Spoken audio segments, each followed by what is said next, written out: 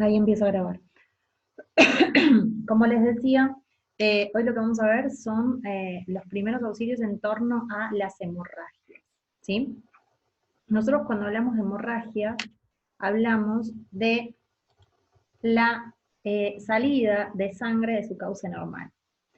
Cuando hablamos de una salida de sangre, tenemos que hablar Ella viene. también... Hola. Ahí está.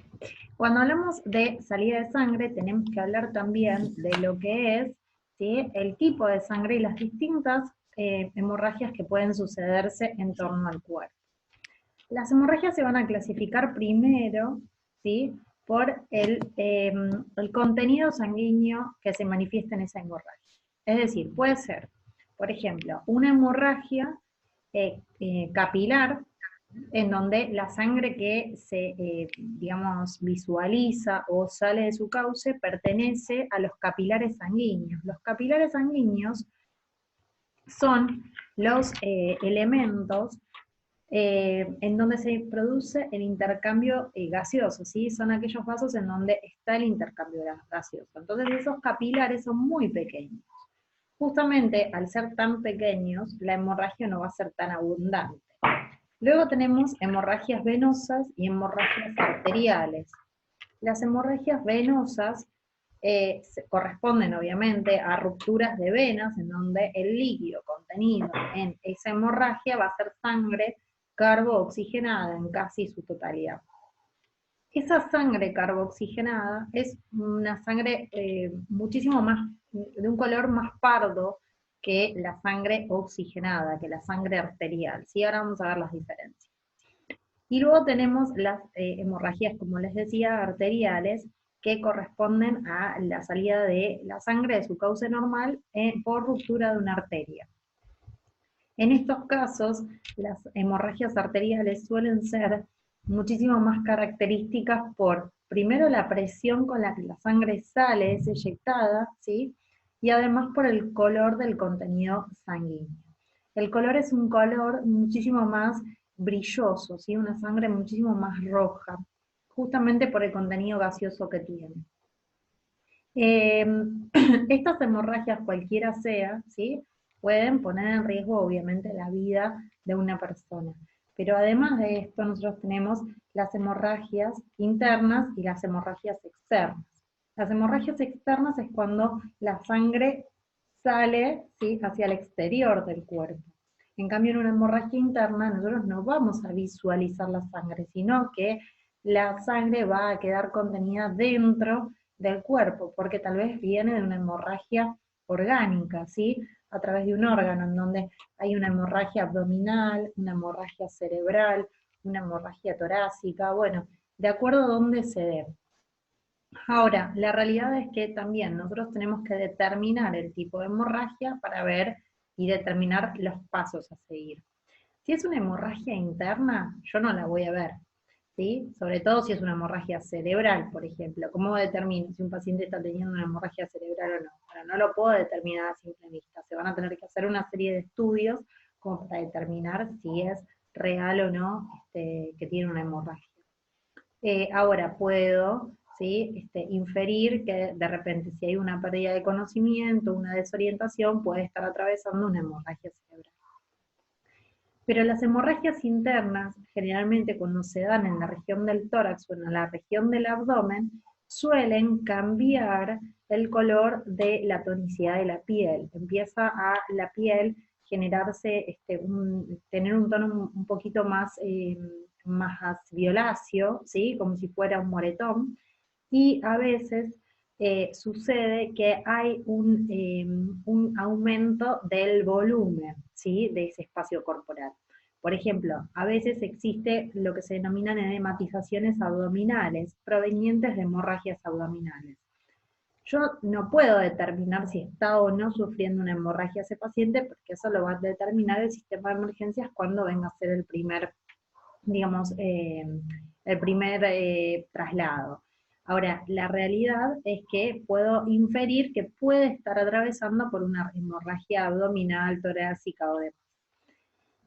Ahora, las hemorragias externas son las que obviamente son notorias, ¿sí? Porque se deben a la eyección de sangre, entonces va a haber sangre visiblemente, ¿sí? Vamos a encontrar sangre. Ahora, esa sangre que nosotros vemos, primero y principal, podemos determinar si es sangre de capilares, sangre arterial o sangre venosa. ¿Por qué? Primero, por el contenido, por la cantidad, pero también por el color y las características de la sangre. Dijimos, si es sangre en poca cantidad, generalmente hablamos de sangre capilar. Si es una sangre, esperen que ingreso a Brenda, ahí está. Si es una sangre un poco de mayor cantidad, pero más bien, digamos, parda, eso es sangre venosa. Y si es una sangre bien roja, brillosa, como un rojo fuerte, eso es sangre arterial. Y aparte sale con una eyección muchísimo más importante. Es importante saber que las hemorragias pueden determinarse en cualquier tipo de, digamos, situación, ¿sí? Silencié a todos, chicos, pero porque tengo un retorno horrible. Después los de silencio, o si quieren hablar, me dicen. Bien. En el caso de, bueno, como les decía, la sangre, ¿sí? Visiblemente nosotros vamos a ver, y en diferentes regiones del cuerpo. O sea, pueden haber hemorragias en diferentes regiones del cuerpo, ¿sí? Existen hemorragias nasales, hemorragias en lo que son la región de los oídos, hemorragias bucales, ¿sí? Y hemorragias en cualquier tipo de región del cuerpo. Es importante saber que hay ciertas regiones del cuerpo muy sensibles y por donde pasan paquetes vasculares y nerviosos, o sea, arterias, venas y nervios, muy importantes y que hay que preservar, o sea, hay que cuidar porque hay un contenido ahí tal vez muy importante de elementos que generalmente sí, salen con una presión determinada. ¿Cuáles son esas regiones? Bueno, la región de la ingle, ¿sí? Es una región, o lo que es el muslo, atraviesa un paquete vascular y nervioso muy importante que va a irrigar todo lo que es el miembro inferior, entonces la presión arterial que tiene, por ejemplo, la arteria femoral es muy importante. En la región abdominal también, en lo que es el hueco popliteo, que es atrás de la rodilla, la región posterior de la rodilla, en lo que es la axila también, sí, es una región muy importante, y lo que es la región del cuello también. Pero cualquier tipo de hemorragia que se visualice tiene que ser, ¿sí? Contenida en una primera instancia.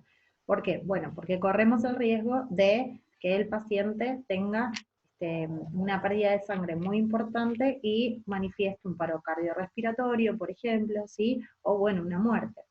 Entonces, lo primero que hay que hacer es evitar que la sangre siga saliendo. Para empezar, ¿sí? Vamos a determinar entonces qué tipo de contenido sanguíneo es. Cualquiera sea el contenido sanguíneo, es muy importante igual que nosotros frenemos ese sangrado, ¿sí? Pero es importante también encontrar la región en donde se realiza ese sangrado. ¿Por qué? Porque lo que vamos a hacer nosotros es contener, ¿sí? esa sangre mediante la obstrucción de esa arteria o de esa vena que está siendo sangrada. En esto hay ciertas controversias. ¿Por qué? Porque hay gente que, o hay especialistas que están a favor de lo que es el torniquete. Y otros especialistas que no lo aconsejan. ¿Qué es un torniquete? Es el famoso, no sé, lazo que se ubica en alguna región del cuerpo. ¿Por qué el torniquete no es del todo aconsejable? Primero y principal porque necesitamos hacer un torniquete eficaz y que corte el sangrado, y a veces realmente con los elementos que tenemos a mano no es del todo eficaz. Pero además el torniquete, supónganse que yo tengo un corte en esta zona y me hago un torniquete acá. El torniquete va a cortar la irrigación de todas las arterias y de todas las venas de, digamos, mi antebrazo. Ahora, sucede que tal vez no son todas las arterias las que están lastimadas o todas las venas, sino que es una. Entonces estoy cortando toda una región y ahí existe el riesgo de la necrosis. Si yo a un tejido le impido la irrigación por mucho tiempo, bueno, eso puede llevar a una necrosis del tejido, una muerte tisular. Entonces, lo que hacemos, ¿sí? Lo que se recomienda es obstruir un poco más arriba, o sea, no sé, por ejemplo, 3 o 4 centímetros por encima de la región en donde está esa herida, ¿sí? Hasta perder el pulso de esa región. ¿Qué significa esto? Por ejemplo, como les decía, yo tengo un corte por acá, lo que voy a hacer es hacer presión, ¿sí? Sobre el brazo, un poco más arriba, cosa de que esa arteria o esa vena frene, ¿sí? La herida y lógicamente perder el pulso. Una vez que se pierde el pulso quiere decir que deja de sangrar, porque si no tiene pulso quiere decir que no hay eyección. Ahora, la realidad es que a veces soltamos y vuelve a sangrar, entonces no es recomendable soltar hasta que no esté tratada la hemorragia. Ahora, hay que tener un montón de cuestiones en cuenta para esto, ¿sí? Nosotros no podemos ir a obstruir una hemorragia en, por ejemplo, no sé, una persona que encuentro en la calle si no tengo los guantes, ¿sí? Adecuados para hacerlo, si no cumplo con las normas de bioseguridad que hablábamos mucho la semana pasada, ¿sí? No puedo ir a meter mano así porque sí. Primero porque hay una herida, es un foco infeccioso, o sea, es una puerta de entrada en donde si yo atiendo a una persona con, no sé, sin guantes, puede suceder que esa persona tenga algún tipo de proceso infeccioso luego. Pero además tampoco me estoy cuidando yo, porque acuérdense que la sangre es una vía de transmisión muy importante de ciertas enfermedades. Entonces hay que tener en cuenta estas cuestiones. Primero y principal hay que tener en cuenta que nosotros nos tenemos que proteger. La sangre generalmente sale eyectada con una presión determinada. En lo que son las venas la presión no es tanta, pero sí en las arterias. Las arterias sale como una especie de chorro de sangre. Entonces, cuando esto sucede, puede no solamente ¿sí? salpicarnos, sino que la sangre puede ingresar por ciertas regiones del cuerpo, por ejemplo, por la boca, por la nariz y por los ojos. Entonces hay que tener muy en cuenta esto de nunca estar frente a la hemorragia, ¿sí? Siempre agarrar la hemorragia por una parte que sea contraria a donde va la presión sanguínea, porque justamente las salpicaduras pueden ingresar por nuestras mucosas e infectarnos de algún tipo de enfermedad que tenga el paciente. Otra cosa importante, como les decía, son los guantes. Sumamente importante que uno tenga guantes. Obviamente ustedes me van a decir, bueno, pero si ando por la calle, bueno, es como lo que hablábamos anteriormente, las clases pasadas, ¿sí? Hay ciertas normativas en donde nosotros no vamos por la calle con guantes, pero deberíamos ir, ¿sí? O sea, con unos guantes descartables como para estar atentos a cualquier tipo de situación. Y si no, bueno, obviamente en una institución, una sala de diagnóstico por imágenes, armamos de un botiquín como para tener en cuenta estas cuestiones. Otra cosa importante son las hemorragias, como les decía, capilares, que generalmente suelen darse en lo que es la región nasal, ¿sí? O la región de los oídos. En la región nasal, ¿sí? Generalmente si hay una hemorragia, lo que debemos hacer es hacer una leve presión a la altura del tabique, pero ni bajar ni elevar la nariz. ¿Por qué es esto? Porque si nosotros bajamos la nariz estamos aumentando la presión sanguínea y el flujo sanguíneo aumenta, entonces esto va a hacer que manifieste mayor cantidad de hemorragia. Y si nosotros elevamos la cabeza hacia atrás, lo que sucede es que por detrás de lo que es la nariz, el tabique y los huesos propios de la nariz, tenemos ciertos cornetes en donde la sangre puede irse, digamos, para adentro, por así decirlo, y cuando se reseca, bueno, provoca bastantes dificultades y hasta puede llegar a provocar infecciones. Entonces, lo que hacemos es en ese caso presionamos y se le puede colocar siempre una gasa o un alcohol embebido, ¿sí? si bien, bien puede ser en agua oxigenada o en alcohol. El alcohol es irritativo, o sea, es preferible el agua oxigenada o el Pervinox para desinfectar. ¿Por qué no lo colocamos seco? Porque cuando se seque esa sangre, justamente y quiera salir, ese algodón va a ser dificultoso. ¿Se entiende? Por eso siempre es importante utilizar decontaminantes. Es muy bueno para todo tipo de heridas los decontaminantes como el agua oxigenada. ¿Por qué? Porque el alcohol, por ejemplo, o el Pervinox también, el alcohol arde mucho, ¿sí? Es muy irritativo, entonces, bueno, la verdad no vamos a hacerle un favor a la persona que le estemos haciendo el primer auxilio. Pero en el caso de las hemorragias más profundas, lo primero que hay que hacer, ¿sí?, es, lógicamente, controlar esa hemorragia. Si es una hemorragia también en las extremidades, por ejemplo, ya sea en el miembro superior como en el miembro inferior, es bueno también colocar la extremidad por encima de la altura de lo que es la región torácica, donde está el corazón. ¿Por qué? Esto es una cuestión de física, ¿sí? La diferencia de altura provoca mayor aumento de diferencia de presión. Entonces, si yo tengo, por ejemplo, un corte en la pierna y la tengo hacia abajo, va a ser más dificultoso parar esa hemorragia que si la tengo elevada. ¿Me explico? ¿Por qué? Porque la presión va a retornar al corazón y en cambio si la tengo boca abajo la presión va a ir con mayor caudal y el flujo va a aumentar. ¿Me entienden esto? ¿Se entiende? Sí, sí. Perfecto. Bien. En cualquiera de los casos, como les decía, ¿sí? Es importante frenar la hemorragia. Y ese frenado, ¿sí?, de hemorragia lo hacemos a través de presionar en una región, digamos, cercana a la herida, no obviamente sobre la herida, cercana a la herida, de modo tal que frene el flujo sanguíneo, ¿sí?, hasta perder el pulso. Yo recomiendo igual que se siga haciendo una presión aún perdido el pulso porque a veces retorna, ¿sí? Hay hemorragias que, digamos, de acuerdo al caudal de ese vaso sanguíneo, van a ser muchísimo más peligrosas eh, porque hay que actuar más rápidamente que otras, ¿sí?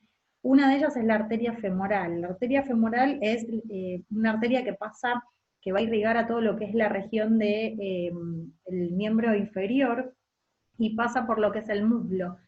Es bastante, a ver, si no es del todo superficial, pero es bastante superficial y tiene gran caudal.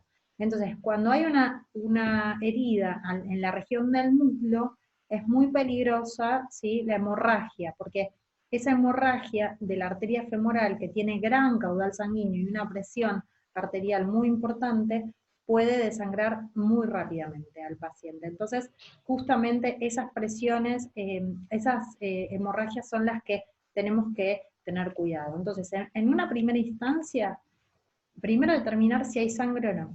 Si hay sangre, ver de dónde viene esa sangre y tener en cuenta los mecanismos de prevención de cada uno. Más allá de la prevención que tenemos, bueno, fijarnos si podemos detener ese sangrado, ¿sí? Y cuando lo detengamos, ese sangrado, lógicamente que luego va a haber que trasladar y, bueno, asistir a ese paciente de una manera más hospitalaria. Ahora, en el caso de tener una hemorragia interna, nosotros no vamos a poder determinar si realmente, efectivamente, una persona tiene o no una hemorragia interna. Yo puedo deducir que una persona está transitando una hemorragia interna de acuerdo a, por ejemplo, no sé, el cambio de coloración en la piel, la distensión de la región, ¿sí? Pero no puedo determinar a ciencia cierta si esa persona está efectivamente transitando una hemorragia o no, hasta que no vengan los médicos y le realicen los estudios pertinentes. Pero si hay sospecha de una hemorragia interna, no hay que movilizar al paciente, ¿sí? No hay que manipularlo tampoco, ni sentarlo, o sea, como está, se queda y se traslada, ¿sí? Se llama a la emergencia y se traslada. No se puede hacer absolutamente nada en esas circunstancias, ¿sí? O sea, nosotros no podemos. Solamente dar el auxilio pertinente y, lógicamente, luego las recomendaciones seguirán en torno al médico, ¿sí? Que lo siga, pero nosotros no podemos hacer nada. ¿Se entiende esto? Sí, sí. Perfecto, genial, bárbaro. Bien, las hemorragias se pueden deber a diferentes causas, ¿sí? Obviamente que generalmente se dan en torno a ciertos factores como ser cortes, ¿sí? Heridas. Pero también se pueden dar hemorragias espontáneas, por así decirlo, ¿sí? Que en realidad no es que sean tan espontáneas, sino que existen ciertas patologías en donde hay ruptura de vasos sanguíneos a causa de, por ejemplo, un aumento de la presión arterial, o sea, una hipertensión, o se pueden dar también rupturas de vasos sanguíneos por malformaciones en los vasos sanguíneos, ¿sí? Por ejemplo, existen lo que son los pseudoaneurismas o los aneurismas, que son anomalías que se suelen dar en las arterias, pero generalmente esas hemorragias no generan una hemorragia externa, ¿sí? Sino que generan manifestaciones internas en cualquier región del cuerpo, puede ser en la región abdominal, por ejemplo, hay un aneurisma muy característico, importante y peligroso, que es el aneurisma de aorta abdominal. La arteria aorta abdominal tiene un caudal muy importante. No sé si vieron las imágenes que yo les envié ayer de la tomografía que hay, esperen que les muestro, a ver si se las puedo mostrar acá. Hay una imagen acá. No sé si se va a ver. Vamos a ver. Esta imagen, ¿vieron que se las envié? Bueno, acá está el corazón, esta es la arteria aorta, que hace un callado, este es el callado de la aorta, en donde se bifurca. Fíjense el grosor que tiene esta arteria. Y luego se convierte en lo que es la aorta abdominal, todo de esta arteria de acá. ¿Sí? Bueno, y ahí están, bueno, los riñones y demás. Esa arteria, a veces, tiene malformaciones que pueden ser congénitas o espontáneas, en donde se les hace como una especie de globo o panza, que en algunos casos puede llegar, a veces, en ciertas situaciones, a romperse. Esto se debe, obviamente, a un aneurisma. El aneurisma es un o sea, es un debilitamiento de las paredes arteriales que provoca luego, ¿sí?, una ruptura. Es como una estría en la arteria y provoca una ruptura. Y esas rupturas pueden dar una hemorragia interna muy severa en lo que es el abdomen. Entonces, esa hemorragia va a ser una hemorragia interna. Yo no es que la voy a visualizar, ¿sí? Pero voy a poder determinar si es o no. Pero como les decía, se puede dar una hemorragia interna en la región del abdomen, en la región torácica, en la región cerebral, ¿sí? Bueno, en los órganos particulares, por ejemplo, en el riñón, en el intestino. O sea, pueden haber diferentes tipos de hemorragias internas. En la región torácica también se pueden deber en ciertas causas, a veces existen fracturas de costilla con desplazamiento, que son unas fracturas en donde el hueso no solamente se fractura, sino que se desplaza y puede perforar o bien algún órgano o bien algún vaso, provocando una hemorragia interna, ¿sí? Esto también puede deberse, y la próxima clase vamos a ver tipos de fracturas. Pero en el caso de las hemorragias externas, generalmente la lesión viene de afuera hacia adentro. ¿Me explico? O sea, a través de un corte, pero se pueden dar también hemorragias a través de fracturas expuestas, en donde la lesión o la laceración viene de adentro hacia afuera. ¿Me explico? Un hueso se fractura, se desplaza y rompe tejidos, por ejemplo. Eso es una fractura expuesta. ¿Me entienden? El hueso se expone. Cualquier tipo de lesión amerita que la hemorragia se frene, ¿sí? De hecho, la hemorragia es uno de los primeros auxilios dentro de lo que es el orden de prioridades, ¿sí? ¿Por qué? Porque a medida que la hemorragia va avanzando, se va perdiendo el volumen sanguíneo, y bueno, eso pone en riesgo la vida de la persona. ¿Se entiende? Sí, sí. Perfecto. Bien. ¿Dudas con respecto a esto? ¿No? Ya pueden desconectar los, los micrófonos que los silencia a todos. Pregúntenme lo que quieran. Profe, una pregunta con respecto a las neurismas, ¿solo se dan en arterias? Generalmente sí, los aneurismas suelen darse en arterias.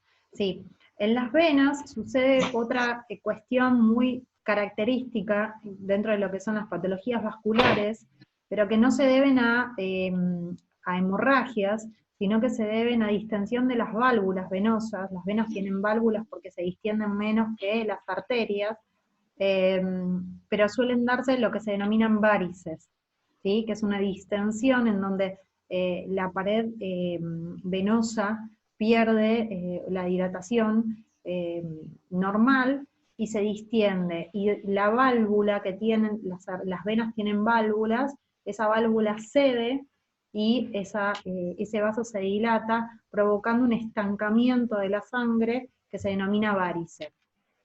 ¿Sí? Pero generalmente los aneurismas suelen darse en lo que son las arterias, por las características que tienen las arterias justamente.